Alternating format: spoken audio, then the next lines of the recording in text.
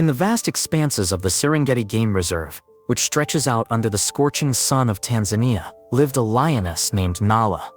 She was proud and strong, but her heart belonged to her only cub, a small lion cub named Simbo. Nala knew how dangerous a pride could be for such a fragile creature.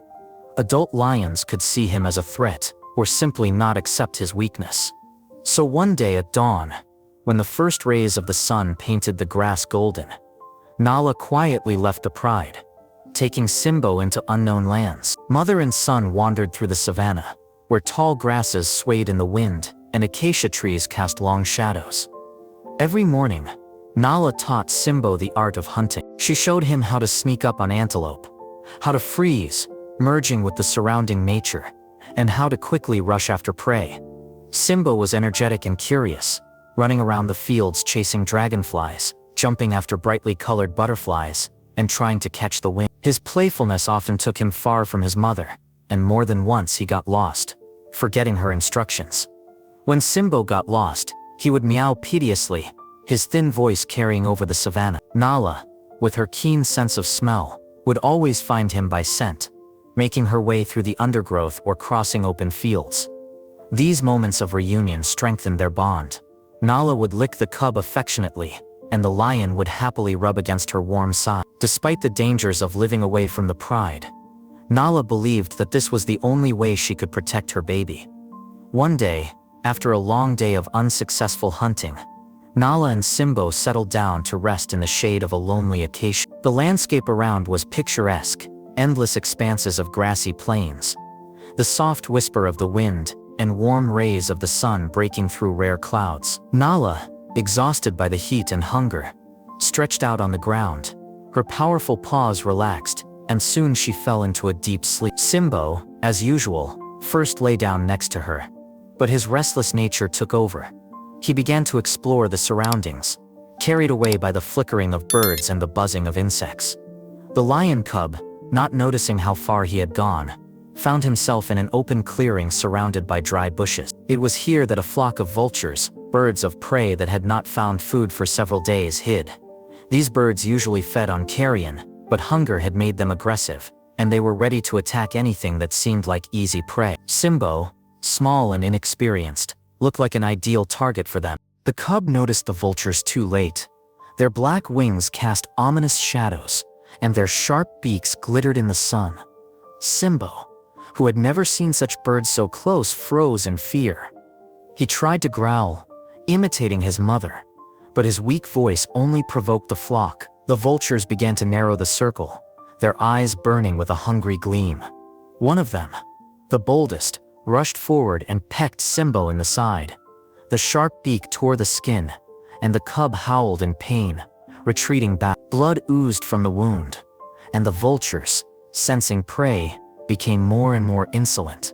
Simbo, trembling with terror, called for his mother, but Nala was too far away, and the wind carried his cries in the opposite direction. He fell to the grass, trying to fight back with weak paws, but his strength was leaving him.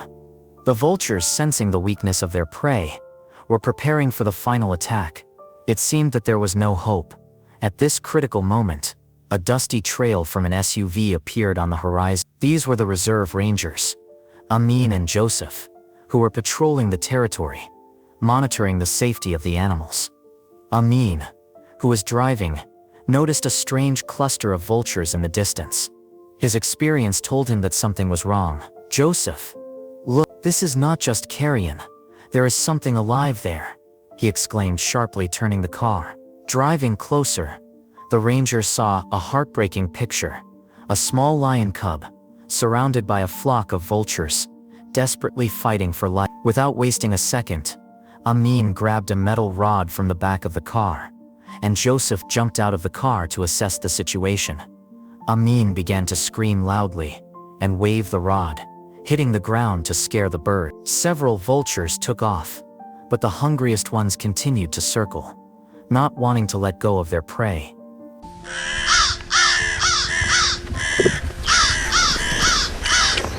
Joseph, risking himself, rushed to Simbo. He carefully picked up the trembling lion cub, pressing it to his chest to protect it from the attacking bird. Simbo, feeling the warmth of human hands, stopped struggling and fell silent, trustingly clinging to his savior. The vultures, irritated by the loss of their prey, began to dive at Joseph, but Amin tirelessly waved the rod, driving them away. The blows to the ground and loud screams finally forced the flock to retreat. The vultures, realizing that the prey was lost, flew away in search of other food. The rangers returned to the car, placing Simbo in the back seat. They carefully examined his wound. Blood was still oozing, but fortunately the injuries were not fatal. The cub whined pitifully, his big eyes looking at the people with pleading and gratitude. "We will find your mother, baby. Hold on," Joseph said softly, stroking the cub. Amin started the engine, and they went to look for Nala. After driving a few kilometers, they heard a loud roar of the lioness. Amin pointed towards the bushes. "There she is. That's definitely his mother." Nala was rushing around the savannah, her eyes full of anxiety, and her ears catching every sound. She smelled her cub, but she could not understand where he was. When the SUV stopped, Nala became wary of the humans. Her instincts made her growl, ready to protect her baby. Joseph slowly lowered Simbo to the ground, keeping his arms open to show that he was not a threat. Nala froze when she saw her cub. She came closer, sniffing, and began to lick his wounds, making low, soothing sounds. Her eyes slid over the rangers, and a spark of understanding flashed through them. These people had saved her baby. Amin and Joseph stepped back, giving the mother and cub space. Simbo, despite the pain, snuggled up to Nala, purring happily. Nala continued to lick him, carefully tending to his wounds. The rangers, satisfied that the cub was safe, got into the car. "You're a lucky one, little one. Take care," Amin said, smiling. The car drove away slowly, leaving Nala and Simbo in each other's arms. The lioness watched them for a long time, as if seeing off her saviors. When the SUV disappeared over the horizon, she turned back to Simbo, continuing to take care of him. The wounds healed slowly, but the mother's love gave the lion cub strength.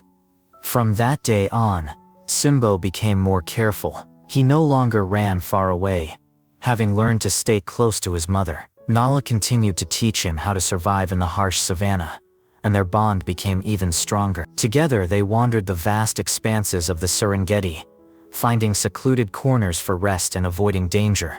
The story of Nala's bravery and the kindness of rangers, Amin and Joseph, spread throughout the reserve. Serengeti workers retold it to each other, and visitors who came to admire the wild nature listened with admiration. This story became a symbol of how a mother's love and human compassion can save lives even in the wildest nature. Thank you for listening to this story. If you liked it, don't forget to like and subscribe to the channel so you don't miss new stories about the wonders of wild nature.